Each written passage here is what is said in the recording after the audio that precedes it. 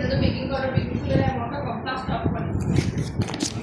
তাহলে ময়দা হচ্ছে 150 গ্রাম আর হচ্ছে কোকো পাউডার 5 গ্রাম, তাহলে টোটাল কত 155 গ্রাম। 155 গ্রামটা অনেক বেশি না? হ্যাভি হবে না কেকটা? আরেকটা পাশে সাথে আরেকটা পাশে, ঠিক আছে? কেকটা কি হ্যাভি হবে, কেকটা অনেক বেশি ভারী হবে। দেখেন তো মানে বাটার বা তেল লেখা আছে, তেলটা কেটে দেন। কারণ তেলের একটা অপশন দেওয়া থাকলে আপনি কি করবেন, তেল দিয়ে বানানোর চেষ্টা করবেন। আপু এখানে একটা দাগ দিয়ে তো বাটার দিয়ে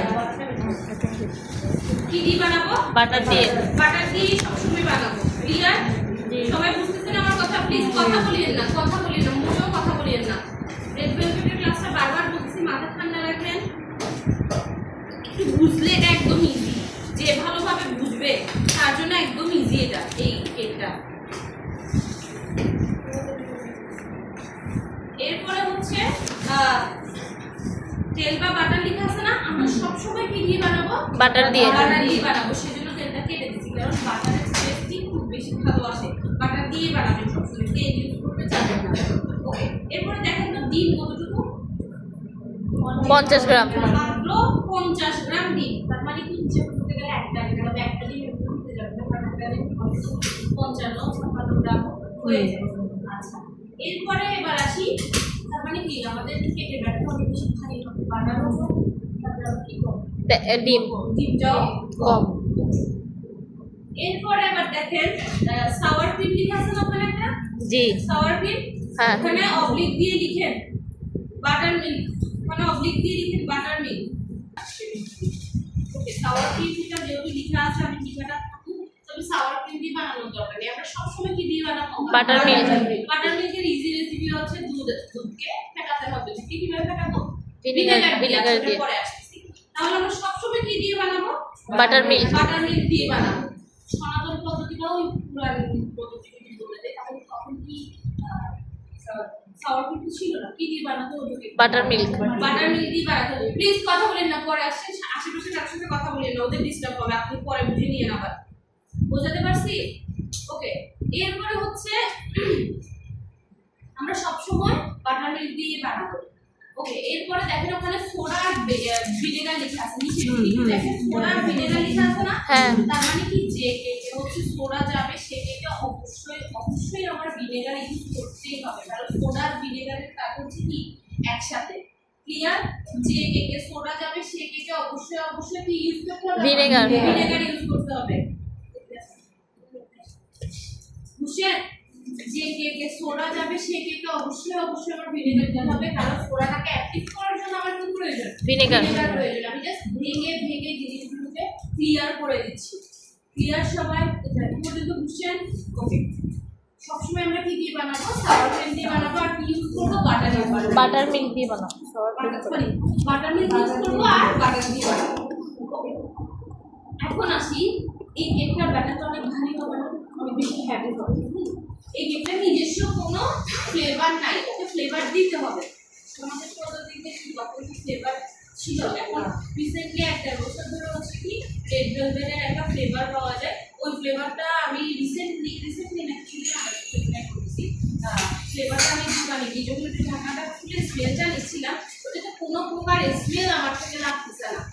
ঘন টকটকে কেমন একটা কালার, যেন মেরুন টাইপের কালার। আমরা ওটা ইউজ করবো না। আমরা এভাবে সনাতন পদ্ধতিতে যেভাবে বানাতো সবকিছু মানে আমরা রেডি করে বানাই, সবকিছু ওইভাবে রেডিমেড না কিনে রেডি করে আমরা বানাই। ক্লিয়ার? সবাই বুঝতেছেন কথা?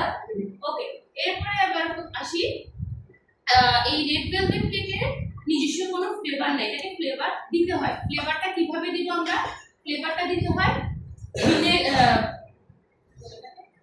ভ্যানিলা এসেন্স আর হচ্ছে cocoa powder. Vanilla essence use করা হচ্ছে না, তারপর আমি কোকো পাউডার মাত্র 5 গ্রাম, একদম কম অ্যামাউন্ট। এটা মানে ভ্যানিলা আর চকলেটের একটা মিশ্রণে কেকের ফ্লেভারটা আসবে, কেকটা ভেলভেটি টেক্সচার আসবে।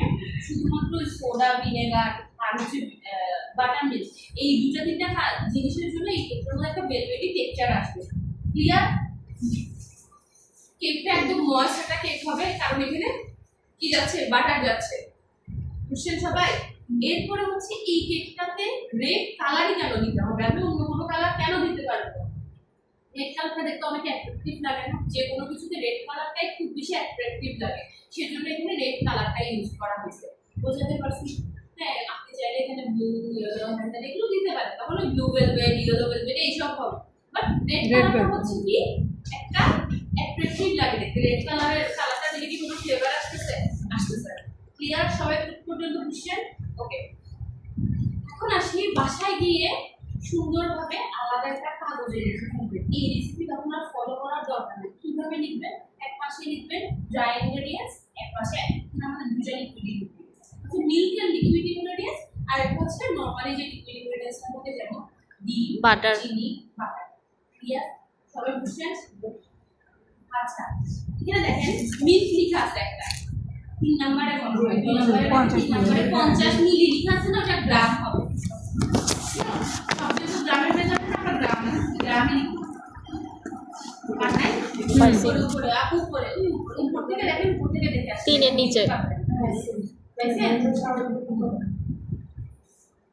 কি গ্রাম মিল্ক লেখা আছে, মানে কি তরল দুধ ইউজ করতে হবে। কি ইউজ করতে হবে এখানে?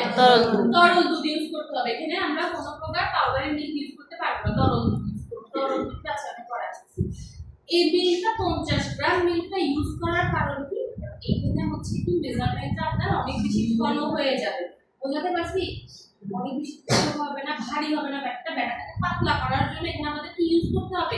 এই 50 গ্রাম দুধটা আমার ইউজ করতে হবে। ক্লিয়ার? সবাই কি বুঝছেন আমার কথা? জি। আচ্ছা, এরপর এবার আসি বাটার মিল্কের জন্য নিচে একটা রেসিপি দেওয়া আছে, নিচে দেখেন। জি। কি লেখা আছে বলেন তো? 50 গ্রাম ঠান্ডা দুধে 1 চামচ ভিনেগার। ঠান্ডাটা কেটে দেন, শুধু ঠান্ডা লেখাটা কাটেন। হ্যাঁ, তার 50 গ্রাম ঠান্ডা দুধে কি লেখা আছে? 1 চা চামচ ভিনেগার দিয়ে পর্যন্ত রেখে বাকি পুরো লাইন কেটে দেন। ভিনেগার পর্যন্ত রেখে আর বাকি পুরো লাইনটা কেটে দেন। ঠিক আছে? আমরা এত কিছু হাবি যাবি হ্যাঁ দরকার আমি দুধ দিব, এর মধ্যে 1 চা চামচ ভিনেগার অ্যাড করে দিব, কারণ দুধ যদি ফ্রিজে থাকে আপনার এটা বের করে ঠান্ডা করা হ্যাঁ যেন অনেক ঝামেলা, দরকার নেই। আচ্ছা, ক্লিয়ার? সবাই বুঝছেন এতটুকু পর্যন্ত? ওকে, তাহলে আবার বলবো আমাদের হচ্ছে কি এই কি বলে থাকে ব্যাটারটাকে পাতলা করার জন্য আমার কতটুকু মিল্ক লাগবে? বাটার মিল্কের জন্য কতটুকু লাগবে? কতটুকু লাগবে? ক্লিয়ার? তাহলে আমরা কি করব? 100 গ্রাম একসাথে মেপে নিয়ে ফেলবো। বুঝতে পারছি? একসাথে কি করব? 100 গ্রাম একসাথে মেপে নিয়ে ফেলবো। ক্লিয়ার? এবার লিকুইড জিনিসটা করে নিতে হয় না? তাহলে লিকুইড জিনিস কি করব? এবার এটাতে কি দিব? ভিনেগার লাগবে কতটুকু? সোডাটাকে অ্যাক্টিভ করার জন্য ভিনেগার লাগবে কতটুকু? 1 টেবিল চামচ ভিনেগার কি করব? 100 গ্রাম দুধের মধ্যে দিয়ে দিব। বাটার মিল্কের জন্য ভিনেগার লাগবে কতটুকু? বাটার মিল্কের জন্য লাগবে 50 গ্রাম। 1 চা চামচ। 1 চা চামচ ভিনেগার কি করব? 100 গ্রাম দুধ একসাথে দিয়ে দিব। আর কি যাবে এখানে? Vanilla essence. ভ্যানিলা এসেন্স 1 চা চামচ কি করব? 100 গ্রাম দুধে দিয়ে দিব। এরপর আর কি যাবে? লিকুইড ইনগ্রেডিয়েন্টস আর কি আছে? Red food colour. Red food কালারও একসাথে আমরা 100 গ্রাম দুধে দিয়ে দিব। ক্লিয়ার? আর ডিম, চিনি, বাটারের কাজটা একসাথে। বাটার আর চিনিটাকে বিট করতে হয়, তারপর ডিমটা অ্যাড করতে হয়। বুঝতে পারছি? আর ড্রাই ইনগ্রেডিয়েন্টস কি? ময়দা, কোকো পাউডার, কোকো পাউডার, এই লবণ। এই 5টা জিনিস আমার কি ড্রাই ইনগ্রেডিয়েন্টস। বুঝতে পারছি? বাসায় কি করবেন? বাসায় ঠিক আছে?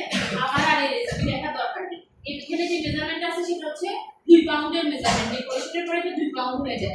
আজকে বাসায় গিয়ে বা কয়েকদিন যখনই রেড ভেলভেটটা বানাবেন এরকম 2 পাউন্ডের মানে পুরো রেসিপিটা নিয়ে বানাবেন। বানাতে বানাতে যখন একটু দুইয়ে করে বানালে হাতে লাগবে প্র্যাকটিস হয়ে যাবে না, তখন সবকিছু হাফ মেজারমেন্ট হবে, 1 পাউন্ডের মেজারমেন্ট হবে। তবে 1 পাউন্ড হবে না, 1 পাউন্ডের বেশি হবে।